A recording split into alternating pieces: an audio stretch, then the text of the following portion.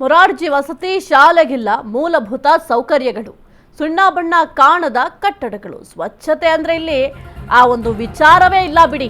ಮೊರಾರ್ಜಿ ವಸತಿ ಶಾಲೆಯಲ್ಲಿ ಮೂಲಭೂತ ಸೌಕರ್ಯಗಳೇ ಇಲ್ಲ, ಸುಣ್ಣ ಬಣ್ಣ ಕೂಡ ಇಲ್ಲ, ಕಟ್ಟಡಕ್ಕೆ ಸ್ವಚ್ಛತೆ ಇಲ್ಲವೇ ಇಲ್ಲ, ಅದನ್ನು ಕೇಳಂಗೇ ಇಲ್ಲ. ಮೊರಾರ್ಜಿ ವಸತಿ ಶಾಲೆಯಲ್ಲಿ ಅಭಿವೃದ್ಧಿ ಮರೀಚಿಕೆಯಾಗಿದೆ. ಹಾವೇರಿ ಜಿಲ್ಲೆಯ ಯಳವಟ್ಟಿ ಜಕಿನಾಕಟ್ಟಿ ಗ್ರಾಮದ ಶಾಲೆ, ಕಾಂಪೌಂಡ್ ವ್ಯವಸ್ಥೆ ಇಲ್ಲ, ಯಾವ ಭದ್ರತೆಯೂ ಕೂಡ ಇಲ್ಲ. ಇಲ್ಲಿ ವಸತಿ ಶಾಲೆಗಳ ಬಗ್ಗೆ ನಿರ್ಲಕ್ಷ್ಯವನ್ನ ಅಧಿಕಾರಿಗಳು ತೋರಿಸ್ತಾ ಇದ್ದಾರೆ. ಮೊರಾರ್ಜಿ ವಸತಿ ಶಾಲೆಯ ಪರಿಸ್ಥಿತಿ ನೀವು ಗಮನಿಸ್ತಾ ಇದ್ದೀರಾ ದೃಶ್ಯಾವಳಿಗಳಲ್ಲಿ, ಯಾವ ಪರಿಸ್ಥಿತಿ ಇದೆ ಅಂತ.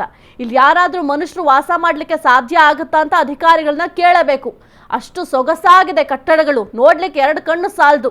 ಸುಣ್ಣ ಬಣ್ಣ ಬಲ್ದಿಲ್ಲ, ಅಟ್ಲೀಸ್ಟ್ ಒಂದು ಮೂಲಭೂತ ಸೌಕರ್ಯಗಳು, ಒಂದು ಕಾಂಪೌಂಡ್ ವ್ಯವಸ್ಥೆ ಮಾಡಿದ್ದಾರಾ ಅದೂ ಇಲ್ಲ, ಅಟ್ಲೀಸ್ಟ್ ಕುಡಿಯುವ ನೀರಿನ ವ್ಯವಸ್ಥೆ ಇದೆಯೋ ಇಲ್ವೋ ಅದು ಗೊತ್ತಿಲ್ಲ. ಬೇಕಾದಂಥ ಮೂಲಭೂತ ಸೌಕರ್ಯಗಳನ್ನ ಅಧಿಕಾರಿಗಳು ಒದಗಿಸ್ತಾ ಇಲ್ಲ ಅಂದಮೇಲೆ ಅಧಿಕಾರಿಗಳು ಏನು ಕೆಲಸ ಮಾಡ್ತಾ ಇದ್ದಾರೆ?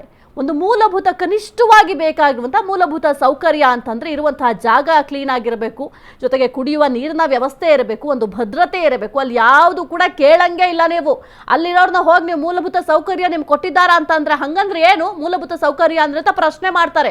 ಅಷ್ಟು ಚೆನ್ನಾಗಿ ಅಧಿಕಾರಿಗಳು ಕೆಲಸ ಮಾಡ್ತಾ ಇದ್ದಾರೆ. ಅಭಿವೃದ್ಧಿ ಅನ್ನೋದು ಇಲ್ಲಿ ಕೇಳಂಗೆ ಇಲ್ಲ, ಅಭಿವೃದ್ಧಿ ಮರೀಚಿಕೆ ಆಗಿದೆ. ಹಾವೇರಿ ಜಿಲ್ಲೆಯ ಯಳವಟ್ಟಿ ಜಕಿನಾಕಟ್ಟಿ ಗ್ರಾಮದ ಶಾಲೆಯ ಪರಿಸ್ಥಿತಿ ಇದು. ಕಟ್ಟಡಗಳನ್ನ ಗಮನಿಸ್ತಾ ಇದ್ದೀರಾ, ಈಗಲೂ ಆಗ್ಲೂ ಬೀಳೋ ಥರ ಇದ್ದಾವೆ ಕಟ್ಟಡಗಳು. ಇನ್ನು ಆ ಒಂದು ಗೋಡೆಗಳಂತೂ ಬಣ್ಣ ಕಂಡು ಯಾವ ಜಮಾನ ಆಯ್ತೋ ಗೊತ್ತಿಲ್ಲ.